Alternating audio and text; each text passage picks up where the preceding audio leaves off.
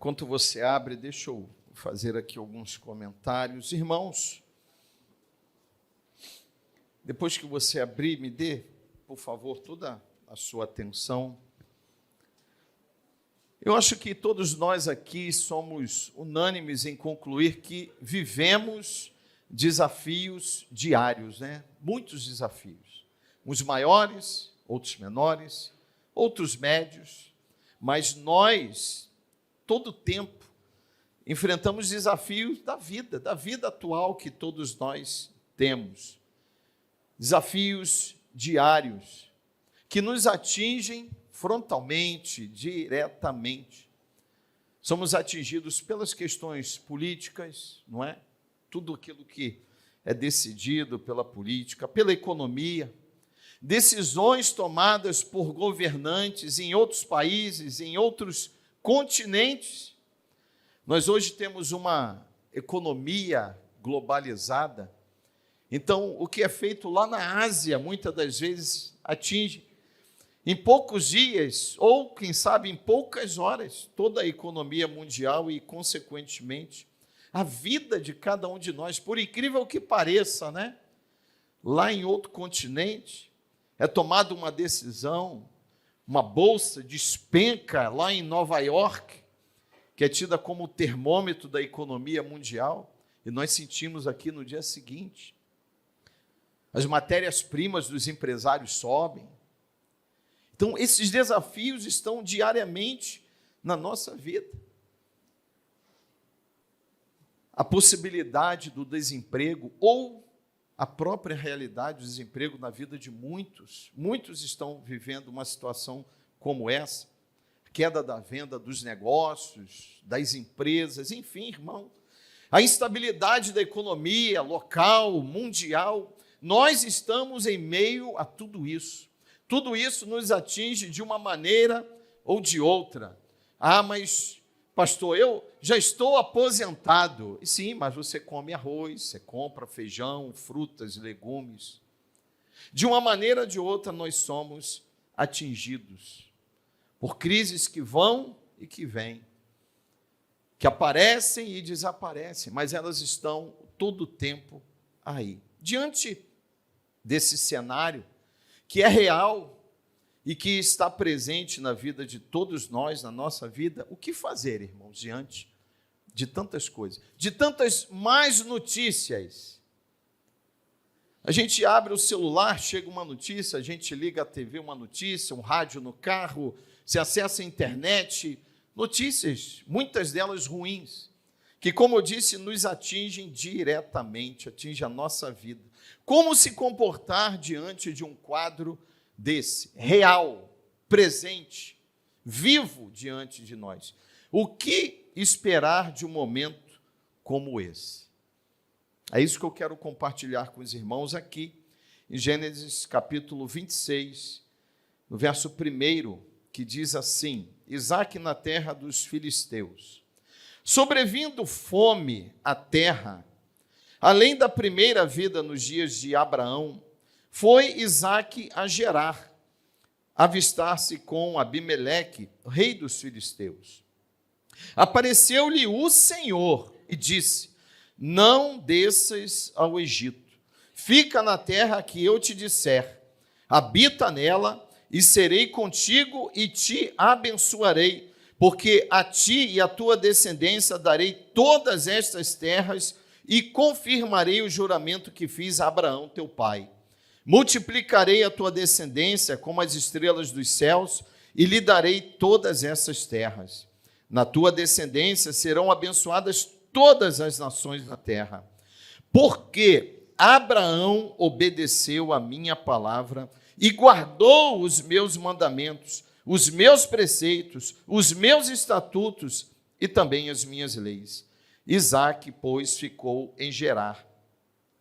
Perguntou-lhe os homens daquele lugar a respeito de sua mulher, disse: é minha irmã, pois temia dizer, é minha mulher, para que dizia ele consigo: os homens do lugar não me matem por amor de Rebeca, porque era formosa de aparência. Ora, tendo Isaque permanecido ali por muito tempo, Abimeleque, rei dos filisteus, olhando da janela, viu que Isaque acariciava Rebeca, sua mulher.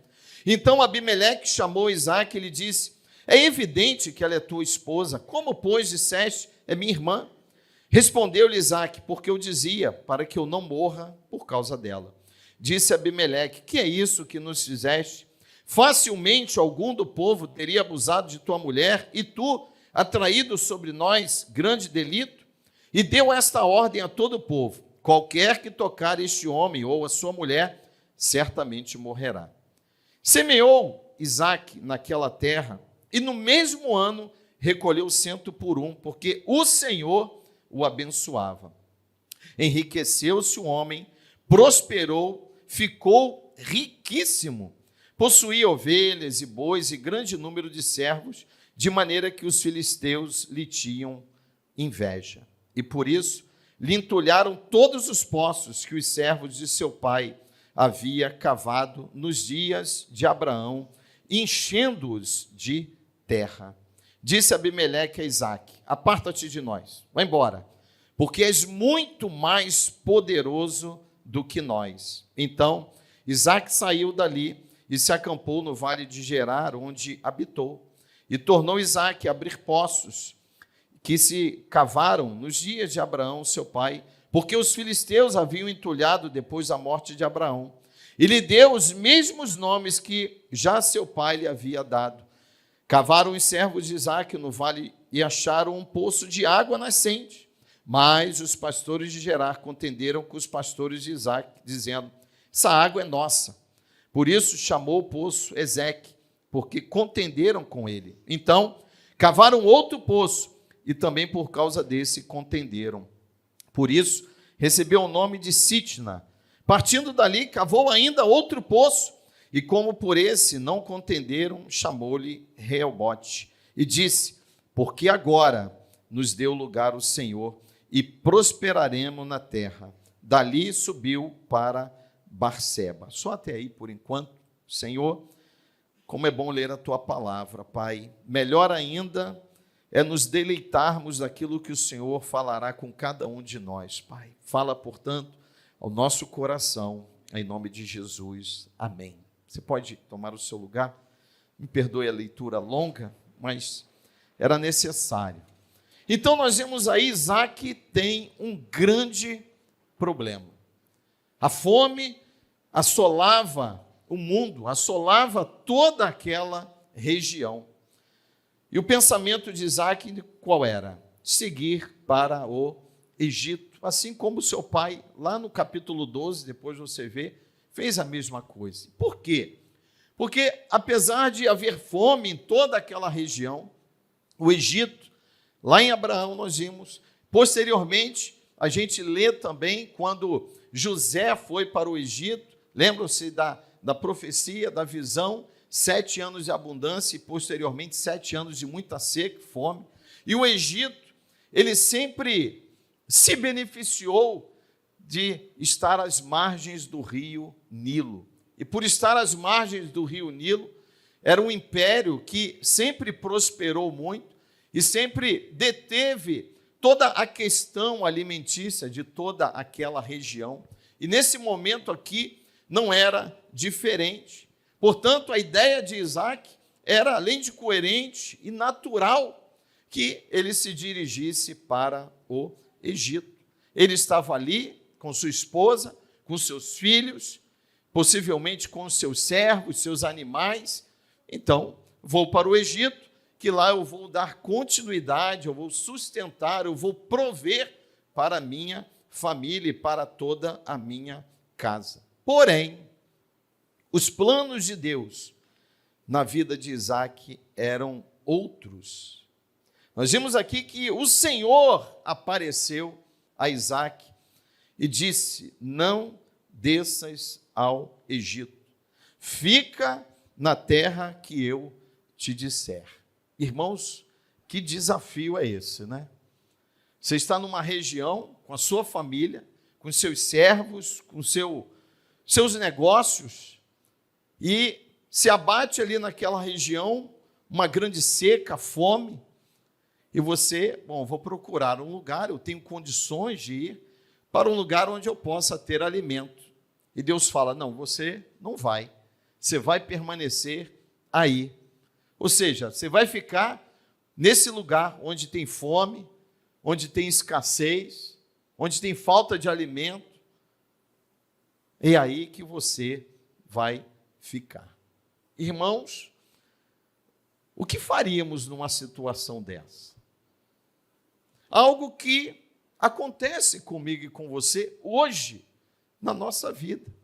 Quantos momentos nós enfrentamos em que, para resolver ou para solucionar determinada coisa, determinada situação na nossa vida, a gente vislumbra uma possibilidade que aos nossos olhos é a melhor, é a mais fácil, é a mais tranquila, a mais cômoda. Como foi, Isaac? Eu vou ali para o Egito e lá eu resolvo todas as questões. Mas nem sempre é dessa maneira. Muitas das vezes, Deus, na verdade, nem permite que certas coisas sejam feitas por mim e por você. Ainda que, aos nossos olhos, dentro da nossa perspectiva, vai ser bom, vai ser o melhor. Mas nós precisamos, assim como Isaac, naquele momento, compreender que os planos de Deus estão muito acima dos nossos. Mesmo porque o que Deus, ele vê, o que Deus enxerga, nós não temos a mínima condições de enxergar, irmãos. Não sabemos. Não sabemos nem o que vai suceder daqui a 1 minuto, 5, 10, 1 hora na nossa vida. Não sabemos. Não temos este controle. Esse controle está nas mãos do nosso Deus. E Deus orienta Isaac, aí no verso 2, a permanecer ali em Gerar. Isaac deveria permanecer em uma terra onde havia fome e não seguir, na verdade, para o Egito para cuidar da sua família. Ou seja, era trocar o certo, pensando com a cabeça de Isaac, e eu penso que todos nós teríamos o mesmo pensamento, trocar o certo pelo improvável. Mas aqui, lá tem alimento, lá tem um Nilo, lá tem água para os meus animais, para a minha família, e aqui tem fome. Ou seja, na cabeça de cada um de nós era o certo pelo improvável, irmãos, mas na nossa cabeça. É assim que nós, muitas das vezes, agimos na nossa vida. Nós pensamos que determinada situação é a certa, é correta, mas aos olhos de Deus, não. Aos olhos de Deus, aquilo que para nós é improvável, para Ele é o meio pelo qual Ele vai utilizar para nos abençoar. E nós não temos condições de perceber isso. Como enxergar isso? Como compreender? Como posso trocar o certo pelo improvável, por aquilo que é duvidoso? E aí, eu já deveria ter falado, né? O tema, coloca aí, por favor, Daniel, depois. O tema dessa obediência em tempos de crise. Obedecer, irmãos. Obedecer crendo que Deus está controlando todas as coisas. Eu fico pensando, e eu fiquei, quando estava preparando essa palavra, a cabeça de Isaac. Como pai que era, e aqui temos vários pais, né? A gente pensa logo nos filhos e na esposa. Mas como que eu vou alimentar a minha casa? Como que eu vou alimentar a minha família? Mas o Senhor falou, e Isaac obedeceu. Trocou o certo pelo improvável. Isso na nossa perspectiva. Mas o improvável que está debaixo da promessa, debaixo dos cuidados de Deus, é melhor do que toda certeza humana. E nós precisamos compreender isso e viver isso diariamente, irmãos. É improvável, mas Deus está na frente. É improvável, mas Deus tem promessas. É improvável, mas a vontade de Deus é melhor, é soberana, é boa, é perfeita, é agradável. Então, eu entendo por essa palavra que obedecer é muito mais uma questão de fé. De você pensar assim, não, lá é certo, mas Deus mandou eu ficar aqui. E não especular mais nada, não pensar em mais nada, simplesmente obedecer. Obedecer o que Deus tem nos falado, irmãos. Quando eu escrevi isso, a primeira coisa que eu lembrei foi a separação de Abraão e de Ló. Quando chegaram nas campinas do Jordão, e Abraão falou, é tempo da gente se separar. Se você for para o Oriente, eu vou para o Ocidente, e vice-versa. E a Bíblia diz que Ló levantou os olhos e viu toda a campina do Jordão, né? Provavelmente tudo muito verde, as margens ali do Jordão, muitas frutas, enfim, estou aqui especulando. Ele falou, é aqui. Falou, Abraão, vou para cá, hein? E a Bíblia diz que ele já chegou estendendo as suas tendas naquele lugar. Mas logo depois diz que aquele lugar era habitado por homens maus e pecadores. Em contrapartida, a Bíblia diz que Deus falou a Abraão, olha para Canaã, onde os teus olhos alcançarem, essas terras eu te darei. Caminha sobre elas, de ponta a ponta. E assim Abraão fez, e fez mais. A Bíblia diz que Abraão levantou um altar a Deus. E isso fez toda a diferença. E isso faz toda a diferença, irmãos. Assim como Isaac, lá também um pouco mais atrás, Abraão, seu pai, obedeceu.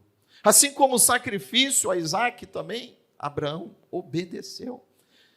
E lá, aqui no Novo Testamento, a gente vê referências sobre a fé que foi imputada àquele homem pela sua atitude de fé e com certeza também de obediência.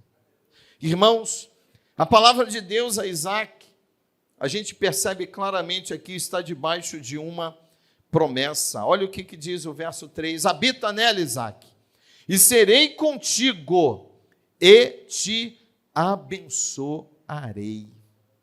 Irmãos, que palavra! Palavra de segurança,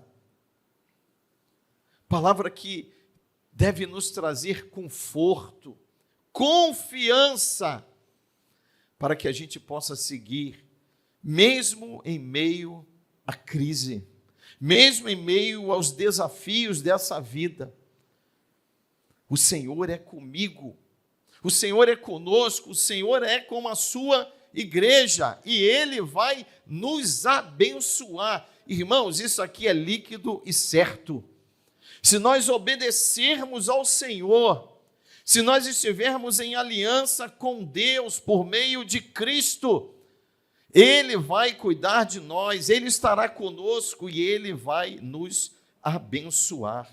Foi isso que Deus falou aqui, debaixo de uma promessa e debaixo de uma aliança. Ele continua no verso 4, olha Isaac, eu multiplicarei a sua descendência como as estrelas dos céus, e lhe darei todas essas terras.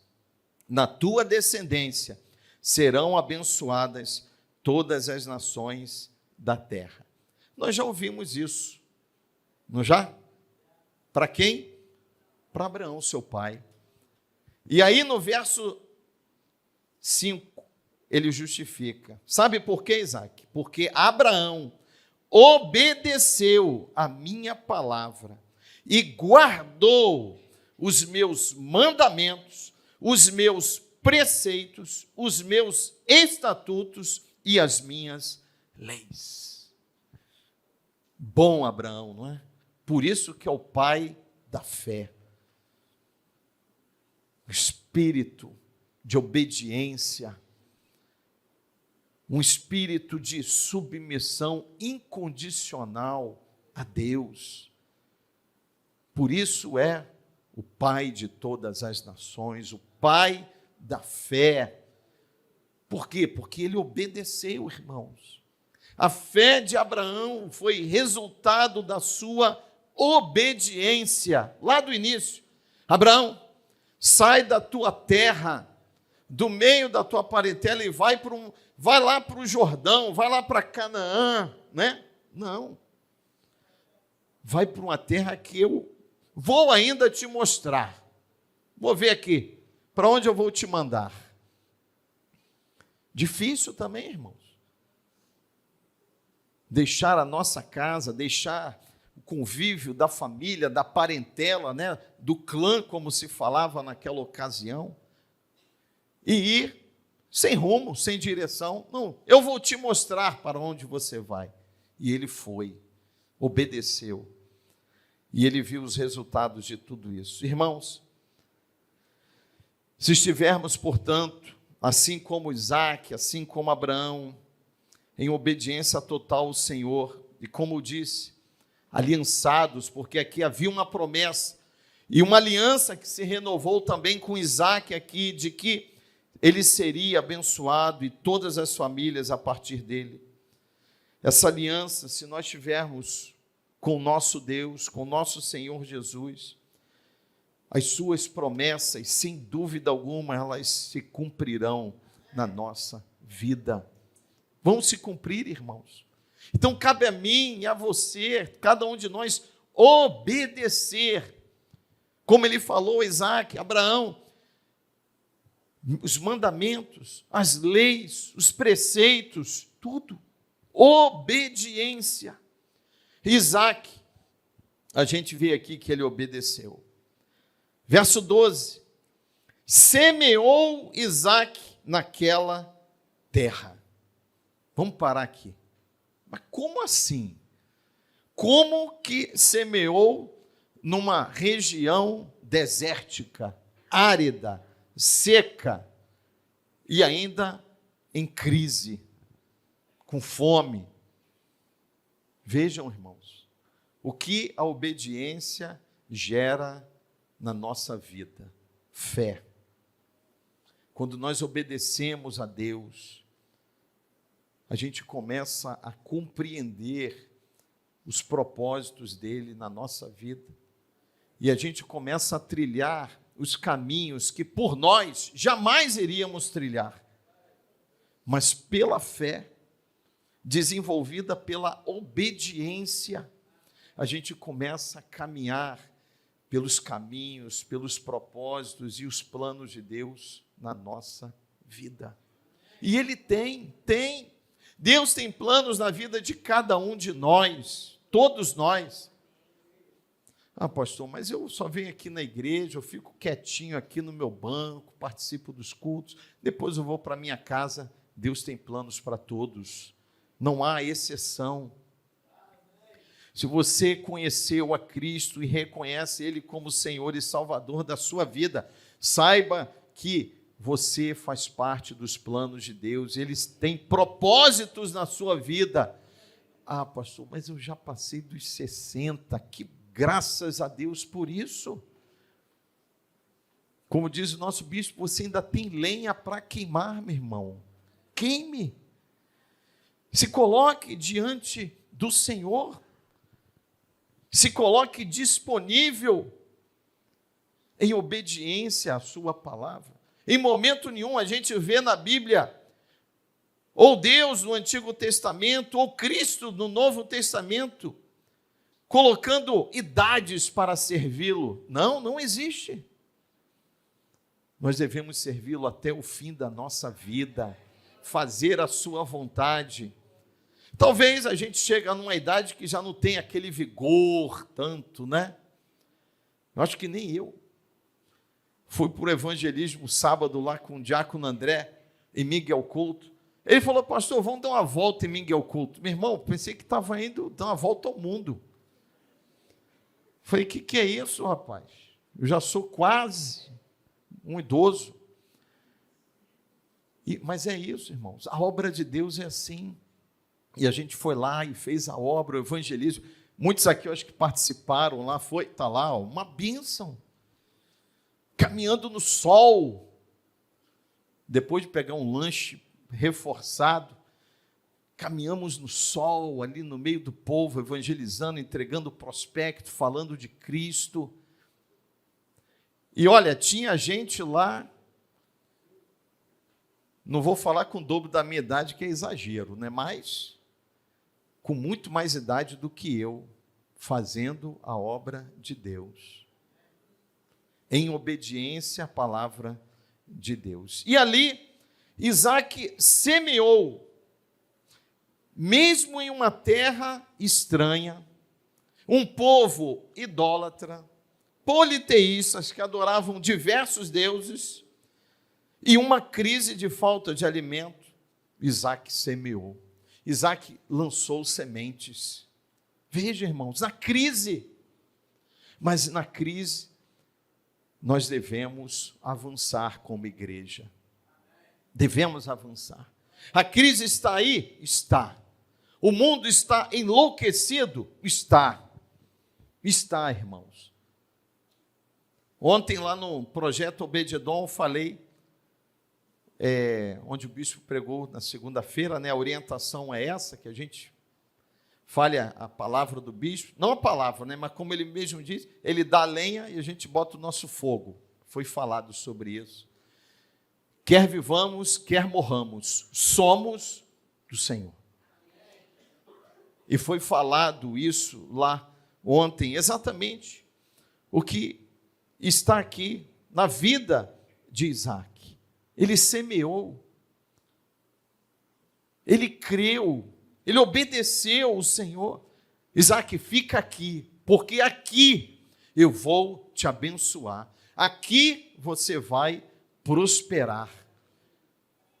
Isaac não titubeou, não, porque está tendo fome, está tendo isso, está tendo aquilo, a bolsa está caindo, o dólar está subindo. Não existe isso para quem crê no Senhor, para quem obedece a sua palavra. Não deve existir, irmãos. Nós não podemos, como igreja, não podemos ser conduzidos, guiados e dirigidos pelas coisas desse mundo. Quem dirige a nossa vida é a palavra de Deus, as suas promessas. É nela que nós devemos confiar e obedecer, para que a nossa fé seja desenvolvida.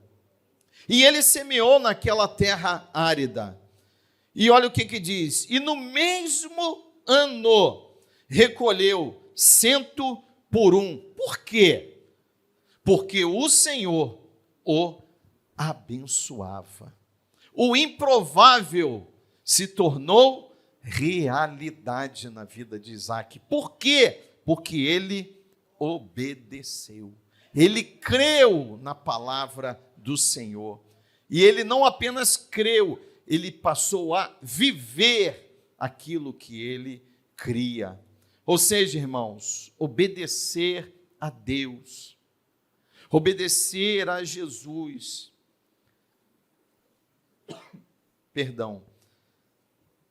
é fazer a vontade dele. E não apenas isso, quando nós obedecemos, as portas das suas promessas se abrem para a nossa vida. Obedecer. Elas são cumpridas na nossa vida. Mas a prosperidade de Isaac aqui, a Bíblia diz que ele prosperou, enriqueceu, ficou riquíssimo, passou a possuir mais ovelhas, mais servos, de maneira que os filisteus lhe tinham por inveja. A prosperidade de Isaac gerou descontentamento dos filisteus. E aí, a Bíblia diz que eles expulsaram Isaac e toda a sua casa de Gerar. E fizeram o quê? Entulharam todos os seus poços. Então imagina você numa terra estranha, você, além de estar numa terra estranha, é chegado uma crise, uma seca, uma escassez, porém você tem poços que foram cavados, onde você pode tirar o mínimo de água dali, para o sustento dos seus animais e da sua família, e aquelas pessoas, por inveja, por verem a sua prosperidade, ou a prosperidade, no caso aqui, de Isaac, foram lá de forma deliberada, entulharam os poços de Isaac. Expulsaram e entulharam os seus poços. Mas os que andam em obediência a Deus são sustentados por Ele. Ele nos sustenta, irmãos, quando nós obedecemos. E Ele abriu um poço, foram lá, entulharam outro. Ele abriu outro, como nós lemos, foram lá e também entulharam. Até que a Bíblia diz, no verso 22, partindo dali de Sitna, cavou outro poço. E como por esse não contenderam, chamou-te Reobote e disse, porque agora nos deu lugar o Senhor e prosperaremos na terra. Veja a fé desenvolvida de Isaac. Ele foi expulso, de onde ele criou o seu patrimônio, de onde ele superou uma crise, e não apenas expulso, entulharam os seus poços, ele foi se afastando daquela região, mas ele ainda tem esse discurso, porque agora nos deu lugar o Senhor, e prosperaremos na terra. Isaac desenvolveu uma fé, irmãos, pela obediência a Deus, pela experiência que ele viveu com Deus, por aquilo que Deus fez na sua vida. Ele desenvolveu essa fé. Por isso, aqueles que andam em obediência são sustentados por Deus. Precisamos, então, obedecer a palavra de Deus, o evangelho de Jesus, em todo tempo, inclusive em meio à crise. E a Bíblia diz que, verso 23, então dali, subiu para Berseba. Na mesma noite lhe apareceu o Senhor e disse, eu sou o Deus de Abraão, teu pai, Isaque. Não temas, porque eu sou contigo.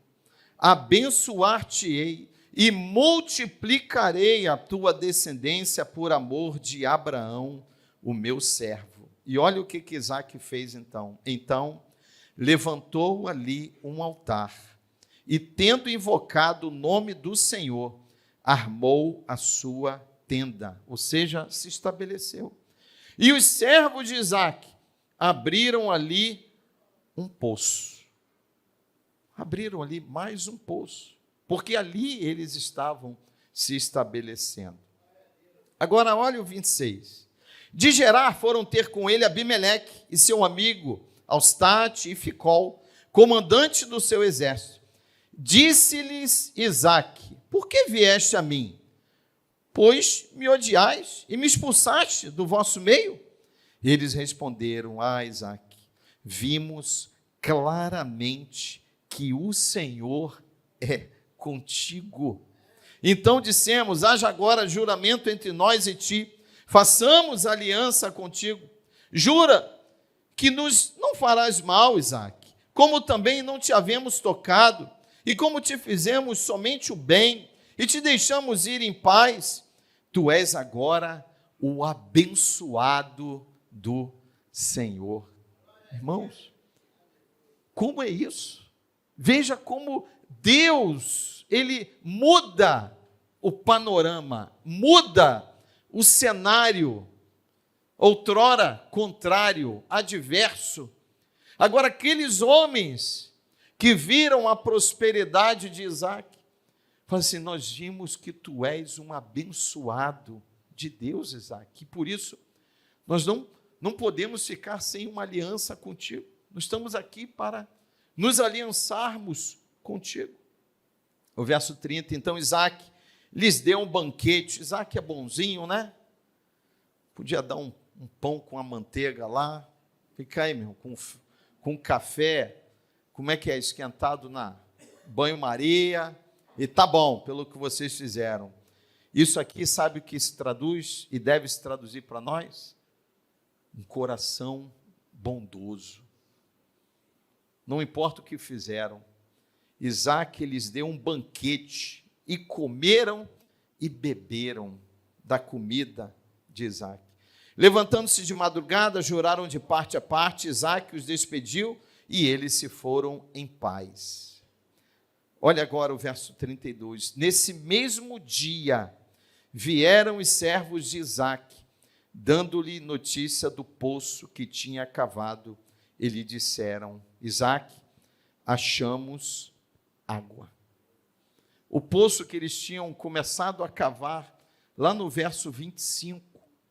Irmãos, isso aqui era um tesouro naquela ocasião. Cavar um poço numa região como aquela e você encontrar água. Por quê? Porque os cavadores eram eficientes? Até acredito que sim. Trabalharam muito? Acredito que sim. Mas tudo isso é porque Isaac era um abençoado de Deus. A bênção de Deus estava sobre a vida de Isaac. O que a gente aprende, irmãos, com esse texto que nós lemos? 3 pontos que eu destaco aqui.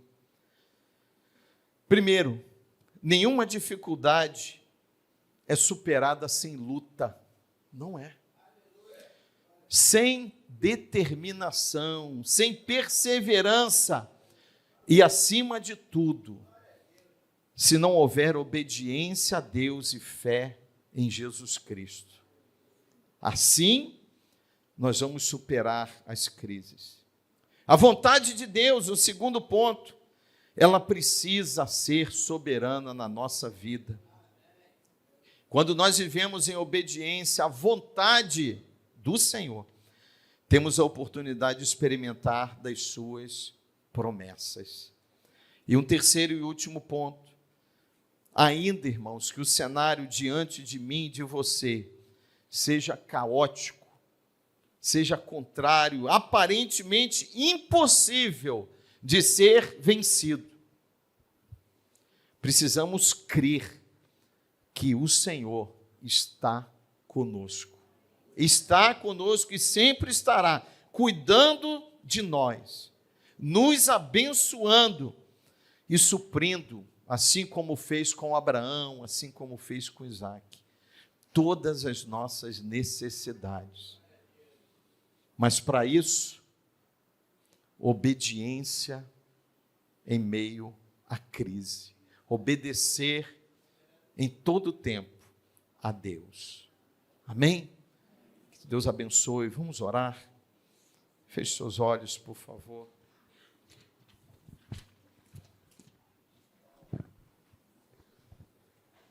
Senhor, em nome de Jesus, Pai, eu te louvo, Pai, pela tua igreja. Eu te louvo, Pai, porque o Senhor tem nos dado, Pai, a cada dia a oportunidade de aprendermos contigo, conhecermos mais e mais o Senhor. Pai, concluirmos que tu és um Deus inigualável. Não há outro que se compare a ti e chegue perto do Senhor. A sua bondade, a sua graça, a sua misericórdia, Pai, nos constrange, na verdade. Tudo que o Senhor tem feito e tem sido para nós, diante da nossa pecaminosidade, Pai.